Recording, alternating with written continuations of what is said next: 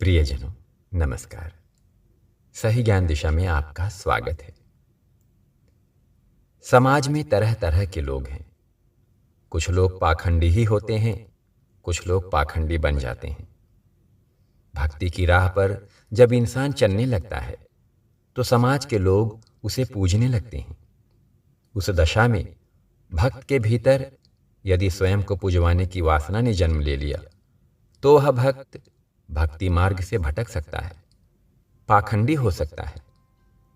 पाखंडी लोग स्वयं तो भटकते हैं, औरों को भी भटकाते हैं, किंतु जो वास्तव में भक्त होता है वह अपना भी उद्धार करता है और दूसरों का भी। सही ज्ञान दिशा के इस वीडियो में कबीर साहिब के 16 दोहों का संकलन आपके लिए लाए हैं, जो 16 आने सच हैं। इन 16 दोहों में पाखंडियों, सच्चे संत और सच्चे गृहस्थियों की पहचान बताई गई है। तो आइए इन 16 दोहों का भावार्थ जानते हैं। पहला दोहा है, चाल बकुल की चलत है, बहुरी कहावे हंस, ते मुक्ता कैसे चुगे, पड़े काल की फंस। अर्थात जो बगुले का आचरण करके हंस कहलाना चाहते हैं वे ज्ञान के मोती कैसे चुगेंगे। वे तो कल्पना रूपी काल की फांस में पड़े हैं। दोहे का भाव है, बगुला भी सफेद होता है और हंस भी सफेद होता है, लेकिन दोनों के आचरण में बहुत अंतर है। उसी प्रकार पाखंडी और सच्चे संत दिखने में एक जैसे हो सकते हैं, किंतु दोनों में जमीन आसमान का अंतर होता है। पाखंडी संतत्व का ढोंग करता है, इसलिए ज्ञान को पचाना तो दूर, वह कल्पना रूपी बंधन से बंधकर रह जाता है।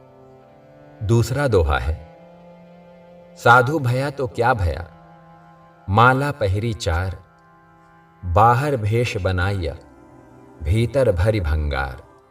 इस दोहे का भाव एकदम सरल और स्पष्ट है।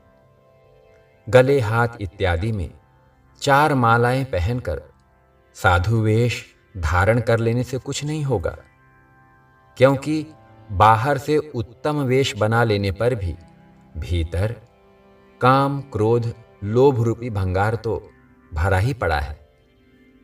तीसरा दोहा है, मन मैला तन ऊजरा, बगुला कपटी अंग, तांसो तो कौवा भला, तन मन एक ही अंग। अर्थात जो बगुले के समान कपटी है, तन का उजला और मन का मैला है, उससे अच्छा तो कौवा है जो तन मन दोनों से काला है, किसी को छलता तो नहीं। चौथा दोहा है, बाना पहिरे सिंह का, चले भेड़ की चाल, बोली बोले सियार की, कुत्ता खावे फाल। अर्थात सिंह का चोला अर्थात खाल पहनकर जो भेड़ की चाल चलता है और सियार की बोली बोलता है, उसे कुत्ता अवश्य ही फाड़कर खा जाएगा। पांचवा दोहा है, तन को जोगी सब करे, मन को करे न कोय, सहजय सब सिद्धि पाइए, जो मन जोगी होय। अर्थात सब लोग शरीर के वेश बदलकर योगी बनते हैं, मन का योगी कोई विरला ही बन पाता है। यदि मन योगी हो जाए तो सहज ही कल्याण की सिद्धि हो जाए। छठवां दोहा है, फाली फूली गाडरी, ओढ़ी सिंह की खाल, साचों सिंह जब आ मिले, गाडर कौन हवाल। अर्थात सिंह की खाल ओढ़कर अभिमान में फूली फूली भेड़ी फिरती है, परंतु उसे जब सच्चा सिंह आकर कहीं मिल जाएगा तो उसकी क्या दशा होगी। दोहे का भाव है, साधु वेश पहनकर पाखंडी लोग फूले फूले फिरते हैं, परंतु वे संतों के मिल जाने पर दुम दबाकर भाग जाते हैं। सातवां दोहा है, भेष देख मत भूलिए, बूझ लीजिए ज्ञान, बिना कसौटी होत नहीं, कंचन की पहचान। अर्थात केवल साधु वेश देखकर भ्रम में मत पड़ो, उनसे ज्ञान की बातें पूछो। बिना कसौटी के सोने की परख नहीं होती। 8वां दोहा है। कवि तो कोटि कोटि हैं, सिर के मूड़े कोट, मन के मूड़े देखी करी, तासंग लीजय ओट।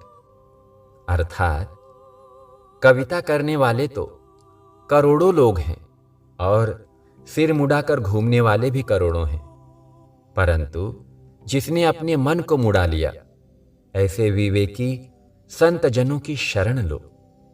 9वां दोहा है। जो मानुष गृह धर्म युत, राखे शील विचार, गुरुमुख बानी साधु संग, मन वच सेवा सार।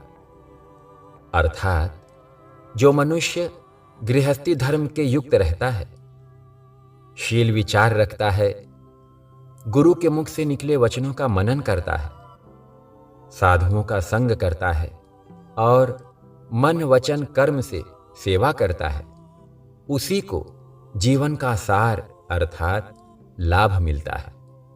10वां दोहा है। गिरही सेवय साधु को, भाव भक्ति आनंद, कहे कबीर बैरागी को, निर्वाणी निर्दुंद।